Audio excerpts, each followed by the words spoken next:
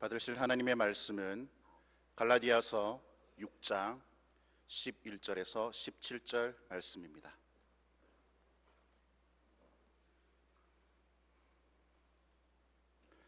봉독해 드리겠습니다. 내 손으로 너희에게 이렇게 큰 글자로 쓴 것을 보라. 무릇 육체의 모양을 내려 하는 자들이 억지로 너희에게 할례를 받게 함은 그들이 그리스도의 십자가로 말미암아 박해를 면하려 할 뿐이라. 할례를 받은 그들이라도 스스로 율법은 지키지 아니하고 너희에게 할례를 받게 하려 하는 것은 그들이 너희의 육체로 자랑하려 함이라. 그러나 내게는 우리 주 예수 그리스도의 십자가 외에 결코 자랑할 것이 없으니 그리스도로 말미암아 세상이 나를 대하여 십자가에 못 박히고 내가 또한 세상을 대하여 그러하니라. 할례나 무할례가 아무것도 아니로되 오직 새로 지으심을 받은 것만이 중요하니라. 무릇 이 규례를 행하는 자에게와 하나님의 이스라엘에게 평강과 긍휼이 있을지어다. 이후로는 누구든지 나를 괴롭게 하지 말라. 내가 내 몸에 예수의 흔적을 지니고 있노라. 아멘. 오늘 말씀은 우리 그리스도인들이 이 세상에서 믿음을 지키며 복음 전파의 사명을 감당하다가 핍박받고 박해받고 어려움받고 오해받고 그래서 그 마음에 생겨나는 이 상처에 관한 말씀입니다. 사도 바울은 이것을 예수의 흔적이다 그렇게 표현했어요. 이 1세기에 사용되던 흔적, 헬라말로 스티그마타, 이 흔적이라는 말은 그 단어의 배경이 대개 세 가지로 이야기를 합니다. 첫째는 당시 로마나 헬라 사회에서 그 노예 제도가 그저 일상 시행이 되었었는데 주인이 자기의 노예의 이마에다가 화인을 찍어서 너는 내 거다. 그 주인의 이름을 그 이마에 새김으로 주인의 소유물이 되는 그런 의미가 있습니다. 또 다른 의미는 로마의 군인들이 들어 자기 사령관의 이름을 이마에다가 흔적으로 남기는 경우가 있었는데 이 경우는 내가 사령관의 지시, 명령 절대 순종하겠습니다 하는 그런 표시라 그래요. 또 다른 배경은 뭐냐면 이 당시 억울하게 죄인으로 몰려서 박해받던 사람이 로마의 신전에 뛰어들어가서 그 신전의 이 흔적을 받을 때에 이 사람을 아무나 함부로 손 못 대도록 보호해주는 그런 관례가 있었어요. 본문에 이 바울이 자기 몸에 예수의 흔적이 있다 이렇게 말했을 때 이것이 뭘 의미하는가 여러 가지 학설들이 있습니다. 처음 부름받았을 때 다메섹 도상에서 해보다 더 밝은 빛을 받아가 눈이 어두워지고 그래서 사흘간 식음을 전폐하다가 아나니아에서 비늘이 벗겨지고 고침받았지만은 그러나 그 후유증으로 눈병이 났었다 그렇게 말하는 사람이 있습니다. 혹은 루스드라에서 돌에 맞아 죽었다가 다시 살아나는데 이 돌에 맞은 상처 이것을 사도 바울이 흔적이다 그렇게 말했다 그런 설이 있고요. 혹은 그가 스스로 고백하기로 내가 40에 하나 감한매를 여러 번 맞았다. 여러분 그 당시 태형을 맞으면 이 등이 엉망이 되겠죠. 그게 다 이제 흉터가 남는데 그것을 보고 말한 것이 아닌가. 재밌는 것은 원문에 보면 이 흔적이라는 말, 스티그마라는 말이 복수, 스티그마타로 돼 있어요. 그러니까 이 세 가지 다 해당된다. 그렇게 말해도 별로 문제가 없죠. 중요한 것은 이게 뭘 말하느냐 보다는 이것의 의미가 무엇이냐 이게 더 중요하겠죠. 이후로는 누구든지 나를 괴롭게 하지 말라. 내가 내 몸에 예수의 흔적을 지니고 있노라. 예수님이 이 바울의 몸에 인쳐 주셨던 그 흔적. 근데 사실 오늘 우리 성도들이 가지고 있는 예수님의 흔적 이것과 정말 밀접한 관계가 있습니다. 당시 이 갈라디아 6장 마지막 부분에서 그 사도가 이렇게 외치던 이 의미가 무엇일까? 좀 더 깊이 생각하면서 우리 자신에게 적용하는 시간이 되기를 바랍니다. 자, 첫 번째, 예수님의 흔적. 이것은 그가 예수님의 소유된 표다, 그렇게 해석할 수가 있습니다. 17절에 내가 내 몸에 예수의 흔적을 지니고 있노라.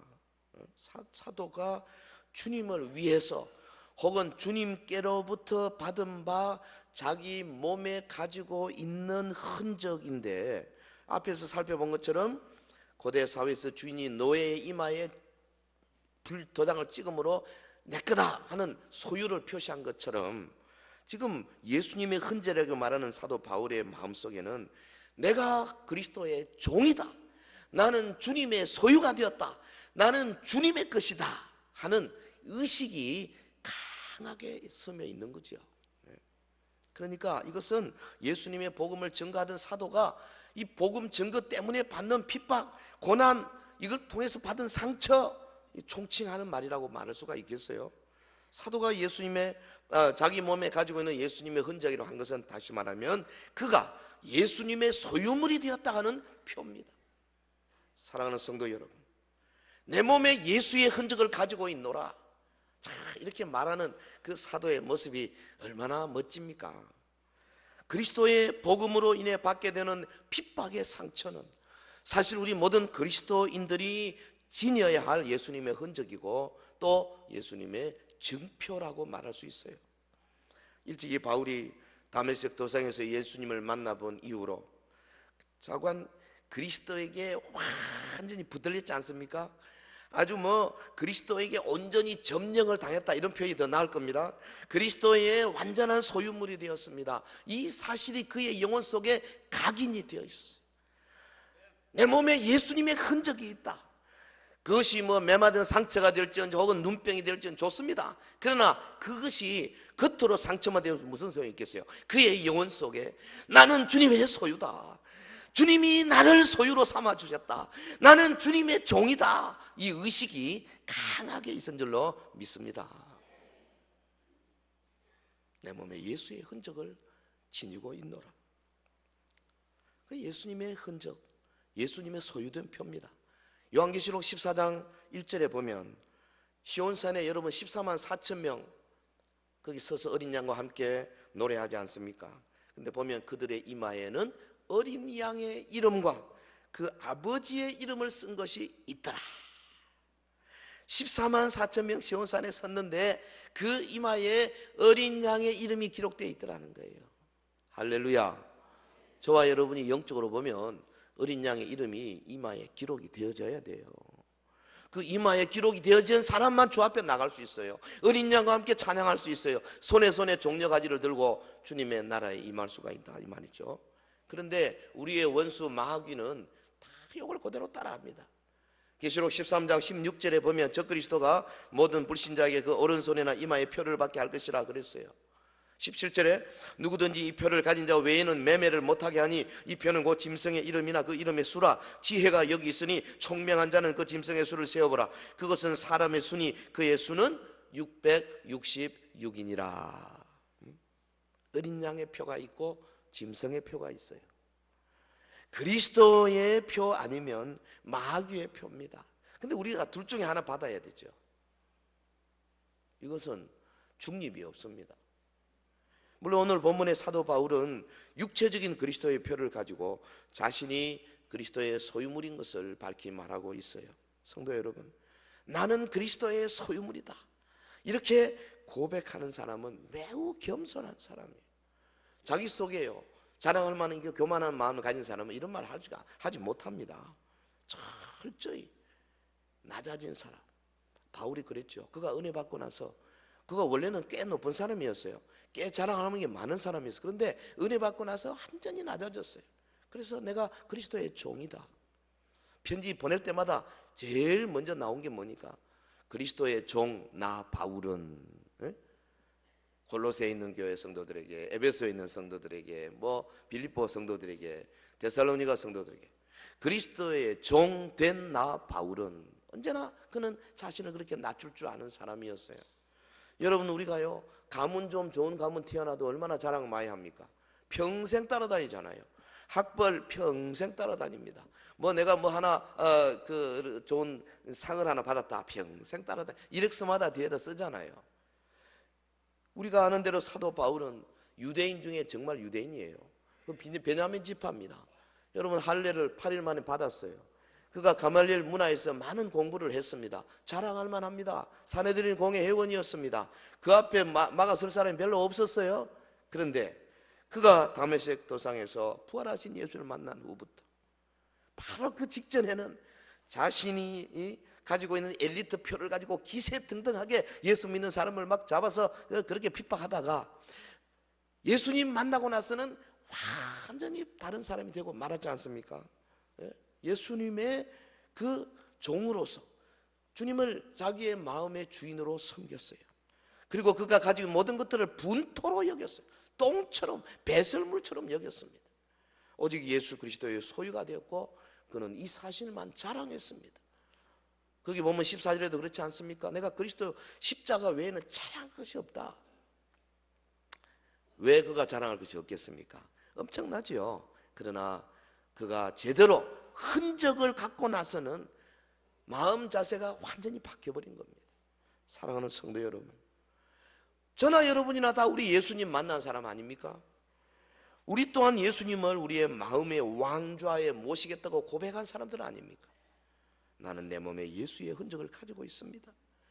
내 몸에는 예수님의 소유된 표가 있습니다. 이렇게 고백하는 사람은요, 정말 행복한 사람이에요. 오늘 우리의 고백이 바로 이 바울의 고백이 되기를 주의 이름으로 축원합니다. 자, 두 번째, 흔적의 의미가 뭐냐? 내 몸에 예수의 흔적이 있다. 이것은 예수님이 부여하신 거룩한 사명이 있다, 그 말이죠. 내가 내 몸에 예수의 흔적을 지니고 있노라. 예수님의 소유된 표일 뿐 아니라 한 걸음 더 나아가서 예수님께서 부여하신 복음 전도자의 사명을 바울이 지금 말하고 있는 겁니다. 여러분, 일꾼된 표예요. 예수님 만나고 은혜 받고 구원 받고 하나님의 자녀가 되면 반드시 주님이 일을 주십니다. 사명을 주십니다. 소명을 주십니다. 할렐루야. 나는 구원은 받았고 천국 백성은 됐는데 뭐 주님이 따로 나한테 뭐 할 일은 안 주던데, 그는 뭔가 잘못된 거예요. 이거는 동전의 앞과 뒤와 같아요. 바울이 다메섹에서 주님을 만나고 구원의 구문 안으로 들어왔습니다. 동시에 바로 주님께서 너는 내가 너를 이방에 파송해서 이방의 사도로 세우겠다, 엄청난 직분을 주시는 거예요. 그러니까 참된 사명과 구원받는 도리는 밀접히 관련되어 있어요. 우리 가운데 구원받은 사람 치고 사명 없는 사람 없어요. 다만 그 사명을 내가 좀 잘 모르고 있을 뿐이에요. 내가 좀 덜 느끼고 있을 뿐입니다. 내가 좀 태만히 생각하고 있을 뿐이에요. 그러나 우리 주님은 분명히, 여러분 예수님 처음 만나고 중생하고 회심하고 그리고 우리를 향하여 칭의, 의롭다 칭하시고 하나님의 자녀로 입양시켜 줄 때에 분명히 여러분 우리에게 다 소명을 주시고 해야 할 일꾼으로서의 사명, 이거 주셨어요. 이걸 찾아내야 합니다. 바울은 이것을 그리스도의 대사의 사명이라고 그렇게 표현했어요. 그는 자기 몸에 지니고 있던 예수님의 흔적을 마치 대사가 가지고 가는 신임장으로 생각했습니다. 신임장. 미국 대통령이 한국에 대사를 파송할 때 어떻게 합니까? 대통령 이름으로 사인되어 있는 신임장을 대사에게 줍니다. 그러면 그 대사가 우리나라에 와가지고 한국의 제일 높은 사람 대통령에게 가서 반드시 신임장을 제시해야 됩니다. 그 제정하지 않으면 대사로 역할이 될 수가 없어요. 그 안에 내용이 뭡니까? 뭐 여러 가지 복잡하지만 한마디로 말하면 이 사람은 미국 대통령이 내가 보정하는 사람이요, 이 사람은 내 대신에 가서 일을 할 테니까 이 사람을 잘 좀 봐주시오, 그거예요. 신임장. 그리스도의 대사로 우리가 이 땅에 파송된 거죠. 여러분, 가정의 대사입니다. 그리스도의 대사로 직장에 파송되고 그리스도의 대사로 여러분 사업체에서 만나는 사람들에게 대사 역할을 해야 되는 겁니다. 그것이 하나님의 자녀의 모습이에요. 할렐루야. 바울 사도는 일생 동안 주님이 부여하신 이 거룩한 사명을 목숨처럼 여겼어요. 그 사명을 잘 감당하기 위해서 그가 어떻게 했습니까? 나가서 일만 열심히 했습니까? 아닙니다. 열심히 연구했어요. 어떻게 하면 이 사명을 잘할 수 있을까? 이 사명의 보다 더 깊은 뜻이 무엇인가? 연구 많이 했어요. 그럼 바울이 1차, 2차, 3차 세계 선교 여행을 하면서 수많은 교회도 세우고 많은 일들을 하고 참 엄청난 역사를 이루었지만은, 그러나 그 내면적으로 그가 연구한 거 보십시오. 그가 쓴 로마서를 보세요. 당장 수리합니다. 이 죄인이 어떻게 하나님 앞에 나올 것이며 어떻게 구원의 반열에 들어가는가, 그 구원의 결과가 어떤가 아주 논리 정연하게. 저는 생각에 이 세상에 어떤 사람이 쓴 책 가운데도 이 로마서만큼 논리 정연한 책이 없다고 생각해요. 엄청난 책입니다. 바울이 물론 성령의 감동으로 썼지만, 그러나 그도 우리가 주장하는 유기적 영감에 의하면 바울이 열심히 연구한 거예요. 여러분, 골로새서 보면은 그리스도론을 밝히 말하고 있지 않습니까? 예수 그리스도는 하나님이시다. 그가 태초부터 천지를 창조하시는 참여하셨고 그가 교회의 머리 되신다. 골로새서 대단한 책입니다. 짧은 책이지만은 그 안에 아주 놀라운 진리가 숨어 있어요. 연구 많이 한 책입니다. 바울이 쓴 에베소서 보십시오. 거기에 보면은 교회는 그리스도의 몸이고 교회 안에는 유대인과 이방인이 하나 되어서 이제 그 중간에 막혔던 담을 헐고, 그리고 모두가 다 그리스도의 지체가 되는 아름다운 공동체의 원리가 잘 기록이 되어 있습니다.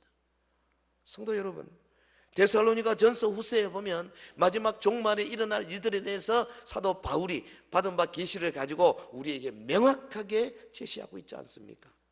내가 내 몸에 예수의 흔적을 가지고 있노라. 사도는 그리스도의 대사로서의 삶을 훌륭하게 진행했어요. 그는 사명감에 충실했을 뿐 아니라 그 사명을 잘하기 위해서 많은 연구와 검토와 그리고 놀라운 이론적인 지식, 전문가적인 지식을 갖추게 된 것입니다. 여러분, 우리 성도들 참 일꾼이십니까? 그러면요, 열심히 봉사하고 일도 해야 되지만 동시에 내가 일하는 내용에 대해서 명확하게 파악을 하고 있어야 돼요. 제가 일부 때 이야기했습니다만 주일학교 교사들이 일부에는 많이 오잖아요. 교사 여러분, 아이들 가르치기 위해서 성경도 많이 알아야 되지만 내가 가르치는 아이들 나이에 따라서 유년부, 초등부, 중등부, 고등부 다 나이가 다르지 않습니까? 이 청소년들에 대해서 심리도 파악하고 청소년들이 넘어지기 쉬운 죄가 뭔지 다 연구를 많이 해야 되는 거예요. 그래가지고 거기에 전문가가 돼야 돼. 교사 된 지 1년, 2년, 한 5년까지는 뭐 받을 수 있겠지만 교사가 된 지 10년, 20년 돼도 나 뭐 별로 지식도 없고 그러면 그건 뭐 잘못된 거죠. 사명에 충실한 사람은 내가 해야 할 일들에 대해서 연구를 하는 겁니다. 찬양대 오늘 사도신경 너무 좋죠. 저는 볼 때 오늘 최고의 오늘 찬양 같아요. 아무나 못 들어오죠. 왜냐하면 열심히 연습하고 연구하고 따듬고, 남자 소리가 어떻게 그렇게 예쁩니까? 따듬어야 되는 거죠. 전문가가 돼야 돼요. 하나님 앞에 우리가 예배할 때 마찬가지고 사역할 때도 모든 일에 전문가적인 그런 게 되기 위해서는 내가 그 하나님이 주시는 이 흔적, 이 사명감, 여기에 충실할 뿐 아니라 이 사명을 더 잘하기 위해서 정말 밤을 지새우면서 눈물로 연구하고 그것을 갈고 닦는 노력이 필요한 거죠. 이게 사명감이 있는 사람의 모습이라고 저는 생각합니다. 내가 내 몸에 예수의 흔적을 지니고 있노라. 매일의 삶 속에서 자기의 사명을 실현하기 위해서 최선을 다하고, 그리고 자신이 맡고 있는 사명에 대해서 전문가적인 그런 지식과 확신, 이것을 갖기 위해서 정말 남몰래 노력을 많이 해야 될 것입니다. 우리 모두 바울처럼 내 몸에 예수의 흔적을 가지고 있노라 자신 있게 말할 수 있는 성도가 되기를 주의 이름으로 축원합니다. 자, 예수님의 흔적, 의미, 우리 주님의 소유가 되고 주님이 부여하신 그 놀라운 사명감, 한 걸음 더 나가서 여기 오늘 본문에서 우리가 살펴보는 것은 세 번째로 바울은 이 예수님의 흔적이라는 말을 가지고 그를 반대하는 자들에 대해서 대응하고 있고 답변으로 제시하고 있어요. 본문 17절, 이후로는 누구든지 나를 괴롭게 하지 말라. 내가 내 몸에 예수의 흔적을 지니고 있노라. 사도가 예수의 흔적을 들고 나온 것은 자신을 괴롭게 하는 자들에 대한 이 대답, 자신을 막 물고 늘어지고 바울을 향해서 손가락질하고 네가 사도냐, 뭐 네가 가르치는 것이 정말 성경적이냐, 거기에 대해서 아주 담대하게 이후로는 누구든지 나를 괴롭게 하지 마시오. 이게 무슨 말입니까? 갈라디아 교인들은 사도 바울이 1차 선교 여행 때 갈라디아에 도착했을 때 그 바울 일행을 천사처럼 환영해 줬어요. 바울이 말씀을 잘 전했습니다. 성도들의 말씀을 잘 받았습니다. 성령 충만했습니다. 근데 이제 바울 일행이 이제 다른 지역으로 떠났습니다. 곧 문제가 생겼어요. 유대인들이 막 들어왔습니다. 유대 율법을 가지고 가만 보니까 바울이 전한 복음에는 좀 부족함이 있다 이 말이죠. 할례 받아야 된다. 너희들이 모세의 할례를 받지 않고 어떻게 하나님의 자녀를 할 수 있느냐? 안 된다. 그리고 이스라엘이 내려오는 전통적인 절기도 지켜야 한다. 뭐 여러 가지로 유대교의 그 규례를 가지고 막 덮어 씌운 거예요. 그러니까 이 어린 교인들이 흔들리기 시작한 겁니다. 그래야 되는가 보다. 그러면서 그들이 뭐라 그러냐면 바울이 무슨 예수님의 제자냐, 사도냐? 사도라는 것은 예수님과 함께 갈릴리에 다녀야 되고 예수님과 함께 3년 반 동안 공생의 기간 동안에 같이 한 사람이 사도지. 바울이 언제 예수님이 무슨 공생의 기간 동안에 일하실 때 예수님을 알았냐? 그건 사도 아니다. 그럼 바울이 전한 거 그거 그렇게 매달리면 안 된다. 바울의 사도성에 대해서 공격해 온 거 아니겠어요? 그러니까 이 소식을 듣고 즉시 바울이 편지를 보내는 겁니다. 갈라디아서에 보면은 그래서 이신득이의 진리가 강조되어 있어요. 믿음으로 말미암아 구원받는다. 할례 아니다. 뭐 절기 지키는 거 그런 거 아니다. 믿음으로. 그러면서 동시에 자기의 사도성에 대해서 변호하고 있습니다. 내가 왜 사도가 아니냐? 내가 12 다른 제자들과 함께 사도로서의 직분을 예수님 받은 것에 대해서 조금도 나는 지지 않는다. 내가 무슨 사도가 되기 전에 베드로에게 가서 배운 적이 있느냐? 아니다. 예루살렘에서 베드로 만나고 요한도 만났지만은 내가 그들에게 배운 거 아니다. 그냥 인사한 것이다. 나는 따로 아라비아의 사막에 가서 3년 동안 주님의 계시를 받았다. 이러면서 이제 자기가 사도성을 변호하고 있는 거죠. 갈라디아 교인들이요, 더 이상 나를 좀 괴롭게 하지 마시오.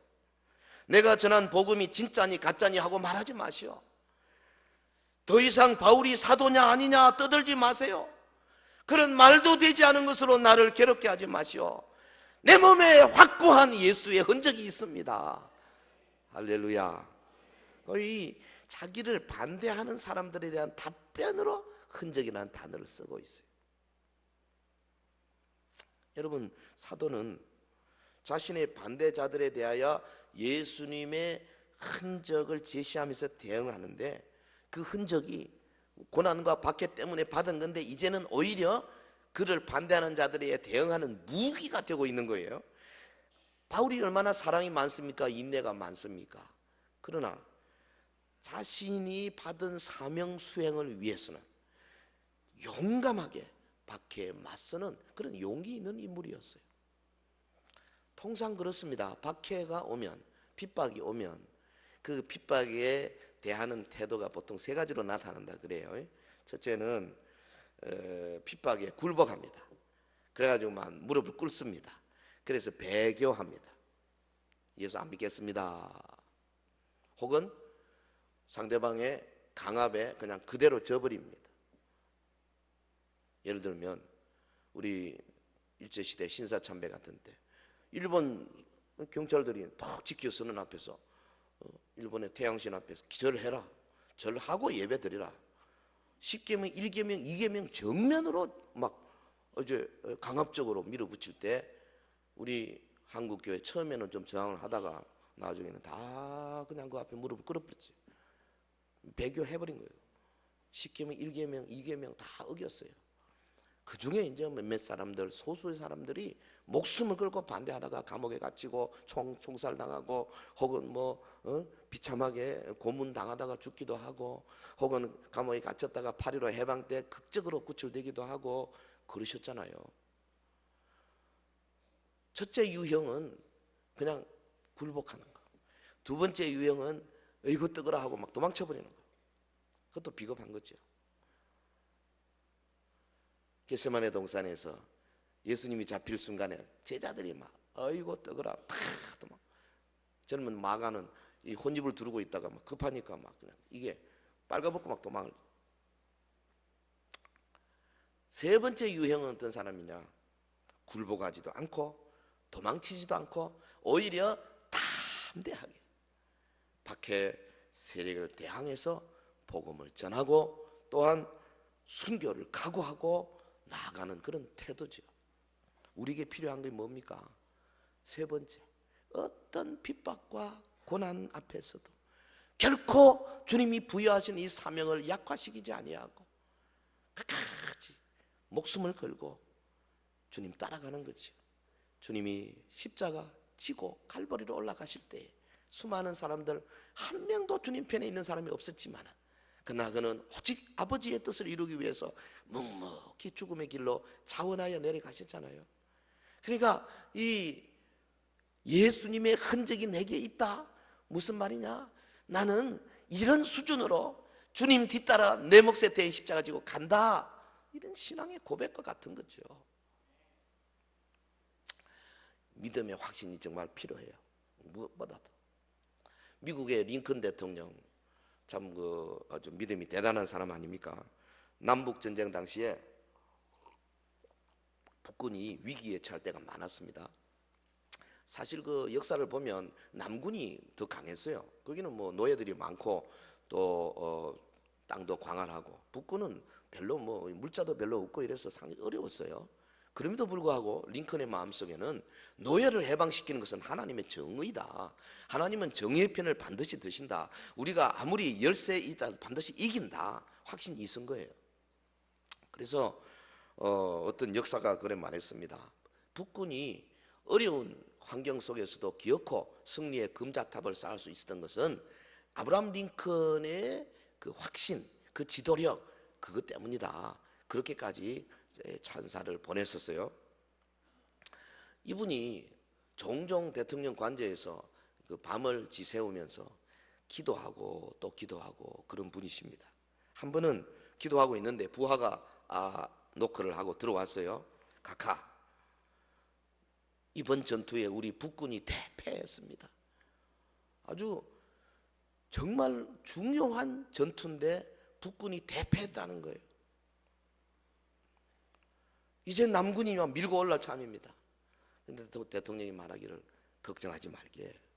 반드시 정의가 승리할 것이니. 노예를 해방시키는 것이 바로 하나님의 뜻이 아닌가. 하나님은 우리 편이네. 자네는 그냥 걱정하지 말고 가서 자네의 사명을 막 하게. 그리고 또 엎드려 또 기도합니다. 링컨이 간절히 기도하고 있는데 좀 전에 들어왔던 그 부하가 다시 또 왔어요. 금방 다시 돌아왔어요. 그러면서 하는 말이 카카, 방금 제가 말씀드렸던 이 대패했다는 보고는 오보였습니다. 잘못된 정보였습니다. 카카 기뻐하십시오. 우리 북군이 대승을 거두었습니다. 이러는 거예요. 그때도 링컨이 그냥 담담하게 그러더랍니다. 자네는 자네의 사명을 다하게. 하나님은 때가 되면 반드시 우리에게 최후의 승리를 주실 것이네. 여러분, 하나님을 의지하고 주님이 이 일에 우리를 인도하신다는 확신이 있는 사람은 일이 일비하지 않습니다. 어지간해도 꾸준히 가는 거예요. 할렐루야. 하나님이 나에게 이 직분을 주셨다 확신이 있으면요, 어지간한 어려움이 와도요 그거 극복할 수 있어요. 건들지 마라, 괴롭히지 마라, 내 몸에 예수의 흔적이 있노라, 이렇게 말할 수 있는 담력이 생기는 거죠. 확고한 신념이 있는 곳에 승리가 있습니다. 바울 사도는 하나님의 언약에 대한 확고한 믿음을 가지고 복음 전선에 나갔어요. 그러기에는 예수님의 흔적이 있었습니다. 예수님의 소유된 표고 예수님이 직접 부여하신 그 놀라운 사명, 그 사명감이 그에게 충만히 있었습니다. 그래서 어떤 위협이나 어떤 박해 앞에서 움츠리지 아니하고 뒤로 물러서지 아니하고 당당하게 전진하는 그런 군사였어요. 바울만 그런 거 아닙니다. 여러분, 기독교가 우리나라에 처음 들어왔을 때 얼마나 박해가 많았습니까? 뭐 일제시대 때도 보면 교회는 계속 모였잖아요. 기록에 의하면 그 고려신학교 학장이시던 그 한상동 목사님, 경남 고성군에서 개척교회 할 때인데 그 마을의 유지들이 그렇게 반대를 했다네요. 어느 날 주일날 이제 예배를 드리는데 막 바깥에서 돌이 날아오더라는 거예요. 네. 그때는 뭐 이런 건물이 없었죠. 그냥 뭐 초가집을 헐어가지고 적당히 해가지고 대청마루하고 안에 방하고 뭐 이래 앉아서 예배 드릴 텐데 돌이 바깥에서 날아오는 거예요. 한 개, 두 개가 아니고 아마 동네 사람들이 막 사람을 모아가지고 돌을 던지기 시작했는가 봐. 이 야소교 이것들 다 쫓아라. 그런데 이게 뭐 매주 계속되는 거예요. 그래서 한상동 목사님이 그랬답니다. 교인들을 방 안쪽으로 다 들이넣고 마루 쪽에 자기가 다 돌에 여러 개를 맞았대요. 맞든지 말든지 피가 나든지 말든지 딱 써가지고 끝까지 예배를 인도했다는 거예요. 여러분, 이런 믿음의 확신, 하나님이 우리를 도와주신다는 믿음의 확신이 있으니까 이분이 신사참배에 아주 적극적으로 반대해서 감옥에 갇히고, 그리고 정말 기적적으로 하나님께서 8.15 해방을 통해서 감옥에서 나오게 하시고 우리 한국교회를 살리는데 조석으로 삼으셨잖아요. 할렐루야. 우리 한국교회도요 위대한 분들 많습니다. 여러분, 사랑의 원자탄인 그 주인공 손양원 목사님, 그가 여수에서 순교를 당할 때 그 일화인데요, 인민군에게 체포되었어요. 끌려갑니다. 그 잡혀가면서 목사님이 자꾸 인민군들한테 예수 믿어야 돼, 아들 같은 애들 예수 믿고 천국 가야 돼. 그러니까 막 이 북한 공산주의자들 아닙니까? 듣기 싫으니까 그 갖고 있는 대검으로 입을 찢었대요. 그런데도 막 피를 흘리면서 예수 믿고 천국 가라고. 그러니까 총을 쐈어. 그 총에 맞아 피를 흘리면서 주의 복음을 전하는 주의 종. 그는, 그 손 목사님 같은 분은 자기 속에 예수님의 흔적이 있음을 행동으로 증명해 버리는 거죠. 할렐루야. 흔적은 증표와도 같습니다. 우리가 잘 아는 춘향전에 보면 이도령과 춘향이가 헤어질 때 다음에 이래를 만나자 하면서 그 증표로 뭡니까 작은 거울 주고 가락지하고 이렇게 교환하잖아요. 춘향이가 그 거울 보고 막, 이게 뭐 비싸서 좋은 게 아니에요. 귀한 게 아니에요. 이 증표가 상대방을 만날 수 있게 하기 때문에 귀한 거다 그 말이죠. 바울은 예수님의 자기 몸에 있던 예수님의 흔적을 예수님이 주신 증표로 알아낸 겁니다. 그것이 눈병인지 매맞은 상처 때문인지 혹은 뭐 돌에 맞은 것이 사실 중요한 것이 아니에요. 중요한 것은 사도 바울이 그것을 예수님의 증표로 생각했고 그것 때문에 그는 자기에게 주신 사명을 목숨을 걸고 죽기까지라도 절대 약화시키지 않고 그 일을 계속 할 수 있는 그런 능력의 원천으로 생각했다는 거예요. 그가 예루살렘으로 향하는 여행길에 저 밀레도에서요 에베소 목사님들을 불러 모아놓고 이야기하는 장면이 나오지 않습니까? 정말 감동적인 그런 말씀. 사도행전 20장 23절에 오직 성령이 각 성에서 내게 증언하여 결박과 환난이 나를 기다린다 하시나 내가 달려갈 길과 주 예수께 받은 사명 곧 하나님의 은혜의 복음을 증언하는 일을 마치려 하면은 나의 생명조차 조금도 귀한 것으로 여기지 아니하노라. 목사님들한테 물어보면 좋아하는 구절이 뭐냐 하면 이거요 사도행전 20장 23절 말하는 분이 많아요. 저도 참 좋아합니다만 이거 정말 예수의 흔적을 가진 사람 아니고는 할 수 없는 말입니다. 여러분, 하나님이 보내신 성령의 은사를 받은 사람들이 가는 곳곳마다 내게 뭐라 그러냐, 자기의 허리끈을 빼가지고 자기의 손을 매면서 이 허리끈의 주인 사도 바울, 당신이 예루살렘에 가면 이렇게 잡혀서 이렇게 죽을 것인데 가면 안 됩니다, 가면 안 됩니다. 막 그 말을 들은 성도들이 눈물로 붙들었습니다. 그런데 바울이 뭐라 그럽니까? 각성에서 내게 증언하여 결박과 환난이 나를 기다린다 하시나. 나의 달려갈 길, 주 예수께 받은 사명을 마치려 하면은 나는 나의 생명조차 조금 더 귀한 것으로 여기지 아니하노라. 이 주님이 주시는 이 사명에 대한 어마어마한 확신, 그 사명감에서 우러나오는 용기, 이거 우리 범인들이 상상하기 어려운, 심지어는 성령의 예언이 있어도 예언까지도 이기고 나가서 나는 죽으러 간다, 수준 높은 이야기죠. 여러분, 오늘 우리 다 예수님의 흔적이 있잖아요. 부족하지만 저도 있어요. 어려움이 올 때, 누가 나를 몰라줄 때, 혹은 오해할 때 저는 혼자 그렇게 기도합니다. 주님, 내게 흔적이 있지 않습니까? 왜 이 흔적 주셨습니까? 목사의 사명을 주시지 않았습니까? 막 그렇게 기도하면요, 이거 아랫배에서 뜨뜻한 힘이 올라와요. 그러고는 그냥 막 그 모든 불안정 혹은 번민, 무슨 미움 이런 것들이 싹 없어져 버려요. 예수님의 흔적. 근데 우리 성도들 다 갖고 계세요. 왜? 그동안 신앙생활이 쉽나요? 여러 가지 어려움이 많잖아요. 특별히 우리 구역장 여러분들 아마 흔적들이 많이 있을 거예요. 5, 6명, 7, 8명 혹은 10명 구역을 하는데 얼마나 어렵습니까? 부모의 심정으로 말 안 들으면 가서 따둑거려야 되고, 그냥 욕도 어져 먹어야 되고, 그거 참 힘들어요. 그게 같이 맞붙어 싸우면 구역 금방 깨집니다. 안 되는 구역 가면 딱 그거예요. 구역장이 그냥 못 참아갖고 이렇게 하면 싫으면 간둬라 이래버리면 그럼 깨지는 거예요. 그걸 부둥고 끼안고 울고, 그게 자기도 모르게 흔적들이 막 생기는 겁니다. 그런데요, 처음에는 그것이 고난 때문에 흔적이지만은 좀 지나고 나면은 바울처럼 이 흔적 때문에 더 큰 고난에 대해서 자신 있게 말할 수 있는 근거가 되는 겁니다. 할렐루야. 이후로는 나를 더 이상 괴롭게 하지 말라. 내가 사도냐 아니냐 그따위 소리 하지 마라. 내가 사도인 것은 내 몸에 그리스도의 흔적이 있는 거 보면 분명하지 아니하냐. 바울의 고백이 우리 모두의 고백이 되기를 주의 이름으로 축원합니다.